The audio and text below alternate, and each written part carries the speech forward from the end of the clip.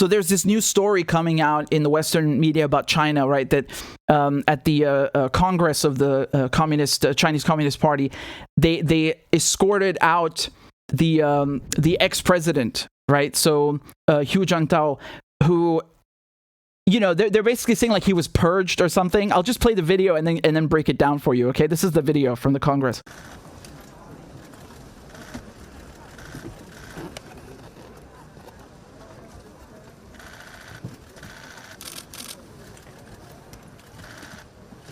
So that's Xi Jinping. He's the president, right where my mouse is, and he's been elected now for a third term, okay?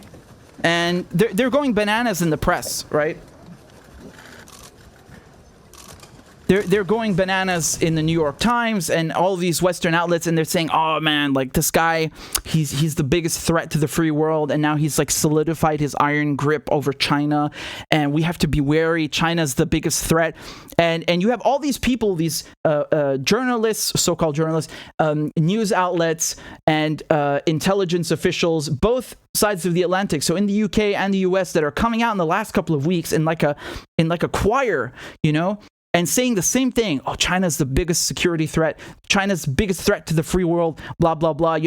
Chinese communists are going to come to your house and eat your baby in front of you, blah, blah, blah. Yeah, we know the whole the whole rhetoric. So this is from Sky News, okay?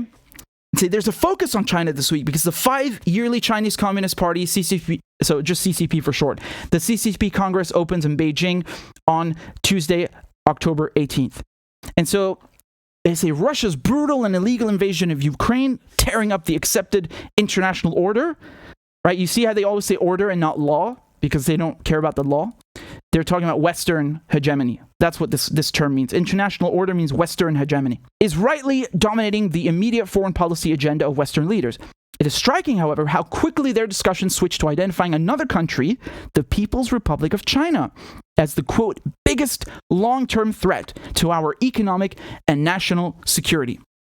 With those words, the American FBI Director Christopher Wray concurred with an analysis by Ken McCallum, who's the director of MI5. So MI5 is basically Section 5 of military intelligence. It's the equivalent in the UK. It's they deal with domestic intelligence matters. McCallum stated that China represents the most changing challenge we face. That's head of MI5. He has recently been backed up by rare public comments from the heads of Britain's two other intelligence agencies, GCHQ and MI6. GCHQ is if you guys remember the Snowden leaks, Glenn Greenwald's work, they talked about how GCHQ, which is like the equivalent of the NSA, they were tapping into the internet cables and bugging them that way and so on. And MI6 is like the CIA in its equivalent or counterpart in the UK. So the heads of GCHQ and MI6 are saying the same thing. Jeremy Fleming, he's the head of GCHQ, who gave a rare public speech today to say the Ukrainian armed forces are turning the tide. His main focus, though, was China. Now, I've got the video. I have the speech, but it's quite long. So I'm not going to play the whole thing for you. But this was basically on 11th of October where he gave this... We and our like-minded allies see technology as a way to enable greater freedoms, greater prosperity, greater global collaboration, and yes, fair competition. But the Chinese leadership's approach is to also see it as a tool to gain advantage through control of their markets, of those in their sphere of influence, and of course, of their own citizens. It sounds like Trump, right? China, in the last couple of decades, has been slated to overtake the U.S. in not just in specific sectors like aeronautics, and because there was people used to say, oh, it's made in China, to mean that it's something that is cheaply made. That's not true. Right now, look at what China's building. They have high-speed rail. They're posing a real competition with Huawei, even TikTok, right? So this makes the United States feel threatened because the United States wants to maintain a monopoly on the world economy. They want to be number one, and they want not just have the biggest economy, but in specific sectors like big tech, they want Silicon Valley to be number one. And that's why Trump basically tried to blackmail the Chinese, right? He said, like, if you don't sell TikTok to an American company, I'm going to ban it. He just blackmailed them. Like, you sell it to us or it's banned. So, they feel threatened by this. They want Silicon Valley, big tech to be dominated by American manufacturers and American companies. And of course, it's not just a question of economics. This offers great advantages in terms of spying, right? If you've got American tech companies on your phone, they can hear what you're saying and see what you're doing. And they have been, as we know from the NSA files. China is going to overtake them in just a matter of years. China is working on the Belt and Road Initiative. Again, I was talking about this with Danny Haifong just an hour ago, so please go watch that if you can on his channel. And, the Belt and Road Initiative, you have 140 countries that have already signed up. The other day, I was with John Shipton, who's Julian Assange's father, and we were doing a Q&A, and somebody asked, like, what do you think of the world situation right now? Because it looks very grim, right, with all these wars. And I was like, yeah, I agree. And then John said something which kind of, it got me thinking, because he said, well, that's true, but you have positive things that are happening, like the Belt and Road Initiative, like what's happening in the East. And he's right. I mean, I already knew that, but I didn't think to connect the dots, because usually the stuff that's happening is quite grim. But it's true. It doesn't have to be this way, right? There's a multipolar order coming, and that doesn't mean that China is going to be leading it or controlling it. China is not seeking to do that, because in the very meaning of the phrase, it's multipolar. And Iran and Russia and China, they've all said this. It's multipolar. It's not unipolar or controlled by one hyperpower. And, Danny raised this point that the Chinese are not even excluding the Americans. They're saying everybody's welcome. Everybody's welcome to join the Belt and Road Initiative, to join the New Silk Road. The Silk Road was basically a trade route that ran all the way from China through Asia, into Syria and basically, into Europe. And it's the most infamous trade route in history, because it was so central and important. And the Chinese are trying to revive that by calling it the New Silk Road. And this time it's going to be even bigger and even better. And it's going to include maritime trade as well, on a much larger scale, So it's not just going to be in Asia and the Middle East. It's going to expand all the way to Latin America. You've got countries like Cuba and in Central America and Venezuela that are joining the Belt and Road Initiative. Syria, Iran, 140 countries. And that scares the West, because the West is in decline. The pound and the euro are in the gutter. America, the U.S. is so desperate to stay in the driver's seat, right? It's so desperate to be number one that they're coming out and saying, oh, the Chinese are a threat. We have to give the Australians nuclear-powered submarines. We have to make a military alliance. AUKUS, the UK, the US, Australia. Right? We have to confront the Chinese, a rising China, like they say, like as if it's like some dragon coming out of the ground that's about to eat everybody. I think it's extremely obnoxious. It's extremely obnoxious. Like, any sort of competition has to be crushed. Xi Jinping as being some evil maniac. It's the same thing they did with Putin, right? Oh, he's bent on world domination. He's just evil. He just hates people in the West. He hates democracy. He's an autocrat. Blah, blah, blah. Fucking broken record bullshit. Here's from Yahoo News. Biden's national security strategy calls China the biggest threat and sees Russia diminished by Ukraine invasion. So this is October 13th. The United States considers Russia an immediate geopolitical challenge, but sees China as much more consequential as a long-term threat, according to President Biden's national security strategy released Wednesday after a delay prompted by Russia's invasion of Ukraine in February. So Russia and China, quote, pose different challenges, according to the national security strategy.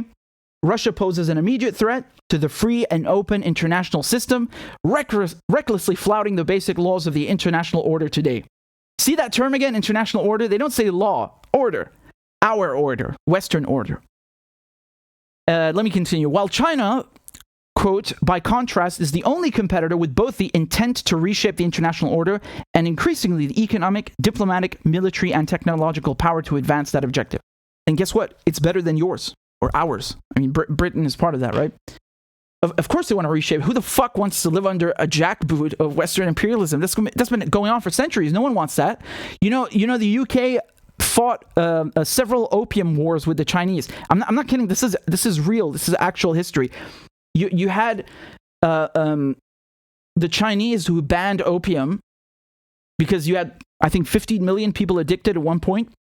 It's like an epidemic, right? So they wanted to ban the use and sale of opium, which was coming in from Britain, by British companies. And because they did that, they went to war with China twice, right? To sell drugs, to sell narcotics, to keep people doped up. Like, so that's the taste of foreign relations that China has with Britain. Buy our drugs or we will kill you. Wow, that's very diplomatic. You know, who doesn't want to live under that? That sounds lovely. And with the Americans now, who are the foremost power, right? It's basically like, just, you know, give us all your tech companies, let us use your people as like slaves for our manufacturing, and shut the fuck up. Or we'll come at you with aircraft carriers. We'll give the Australians submarines, right? Not nuclear armed, but nuclear powered, which is still significant nonetheless. It's an upgrade of armaments. Of course, the whole world wants to change this order, man. Most countries, you know, are in the global south, and they're sick of living under the jackboot of Western European colonial powers. That's it. It's that simple. There's nothing to it, man. It's not, oh, it's democracy. No. It's they want you to fuck off. It's that simple. They just want to live in peace. That simple. Right? Whenever you're in doubt about what's happening, just pick up a map, all right, and look at the number of U.S. bases on the planet, and then you tell me what's going on. You tell me who's the threat, China or the U.S. I don't even know how many bases the Chinese have. I think it's something like less than 20, and they're legal. They're legal. They weren't put there illegally. Jake Sullivan, who's National Security Advisor for Biden, he said that we have entered a decisive decade with respect to two fundamental strategic challenges: geopolitical competition with China and the sheer scale and speed of transnational challenges that do not respect borders or adhere to international rules. Well, yeah. Who the hell are you to talk? Isn't this the guy who said Al-Qaeda's on our side in Syria? That's Jake Sullivan. He sent that to Hillary Clinton in an email. And then he says, including pandemics, inflation, climate change, and food and energy scarcities, quote, the post-Cold War era is definitely over. I don't know, man. I mean, a lot of people see what the U.S. is doing in China as a new Cold War, and it certainly is. I have to agree. You know, you have a competition between two powers, and the United States is aware that Western hegemony is, you know, decreasing, is falling. And their last ditch, you know, their last ditch attempt is to try and get, you know, sacrifice Europe and deindustrialize Europe in order to save the U.S. But I don't think it's going to work. And, you know, it's looking so bad that just consider this last thing. It's looking so bad that even the Saudis, who are supposed to be America's bitch, okay? Or maybe it's the other way around now. But they're supposed to be a client state, right? They give the Americans oil, and they sell oil to everybody else in dollars to prop up the dollar, and then they get weapons. Even the Saudis are saying, you know what? We're not going to produce more oil just so you can win the midterms. We're looking towards China, towards Brazil, India, South Africa, you know, Russia. Those guys look like they have it on lock, and we want to join the BRICS. So that is unprecedented. And it kind of gives you an idea, a sense, a taste of the gravity of the situation and how it's looking from the U.S. viewpoint. Not so good. And just one last thing, I'll just finish by debunking this story about Hu Jintao being purged. The guy literally came back after being escorted out of the room, as they said, and he voted. Look at this. So this is from Kiawe Wong. He says, Hu Jintao returned to Congress and voted after having some rest, devoting oneself to one's duties. No one, not even Xi, so that's the current president, nor his own health can stop Hu from dedicating his life to his country and his people. Here's the video. There he is. He's voting. So please explain that to me. Like, if this guy was allegedly being, you know, purged and escorted out by, you know, the security services, why would they let him back into the room to vote? And why would they do that? Why would they have done that in front of all these cameras in the first place and thousands of people? This doesn't make any sense. It's just typical Western bullshit. You know, they think everything that happens in another country is autocratic and it has to be, you know, it's authoritarian and fascist and blah blah blah, and you know, and the West is pure and moral. It's this binary thinking, right? We are the good people and everybody else is evil. That's it. Well, I'm sorry, that's not how it's going to ride. It's not going to how it's go. It's not how it's going to go. And with this multipolar world, I'll just say one thing, man. I same thing I told Danny. I don't know if it's going to be a perfect world. I doubt that. I don't know if it's going to be a good world. But this one, this unipolar Western hegemonic rule has got to go. It's just got to go. It's destroying the planet. In every sense of the word, destroying the planet. The Chinese are building fucking bullet trains, and in England, you need like 8 hours just to get from London to, I don't know, like to Cornwall or something. You know, like running on these. In the U.S., the same thing. There are these old ass trains, and to be fair, it comes from, you know, the internet is the same thing in the U.S. because the U.S. was one of the first countries to have internet. They haven't changed it since. And that's a problem. So the infrastructure is crumbling. It's getting old. And the Chinese are going wild, man. They're building bridges, trains, you name it. You name it, they can build it.